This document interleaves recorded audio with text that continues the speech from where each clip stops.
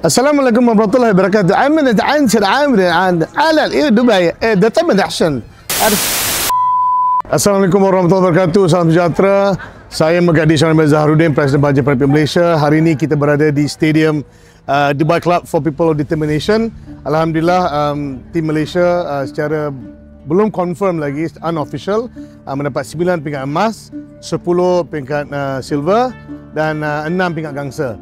Kita juga ada satu lagi acara untuk atletik. Diharapkan kita mungkin dapat satu lagi emas atau perak atau juga gangsa. Tapi Alhamdulillah, saya ingin mengucapkan terima kasih kepada seluruh tim Malaysia, tim MAS, atlet-atlet para kita, adik-adik kita. These are the future.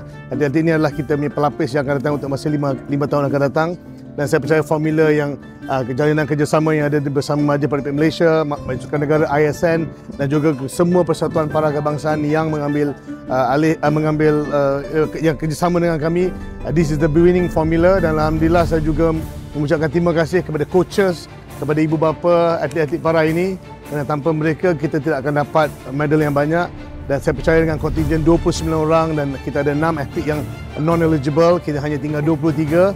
So dalam 23 orang kita boleh campurkan 9 medal, 10 perak dan 6 gangsa. Dikatakan semua atlet datang ke AYPG Dubai 2025 dapat bawa balik pulang pingat. So Alhamdulillah, terima kasih Kerajaan Malaysia, terima kasih Kementerian Belia Sukan, terima kasih Majlis Sukan Negara, terima kasih MTM, terima kasih kepada Persatuan Kebangsaan, terima kasih ISN, dan paling penting, thank you to all parents and thank you so much to athlete. You deserve this, you did the best. And saya lupa nak cakap, thank you to Cherry, this is one of the best model. Dan Cherry telah memberi sponsor kepada setiap atlet para RM1,000. Dan ini adalah negara-negara Arab, ada negara-negara ASEAN seluruh Asia. So be there, we'll see you in the next Asian Para Games that will be in Cambodia.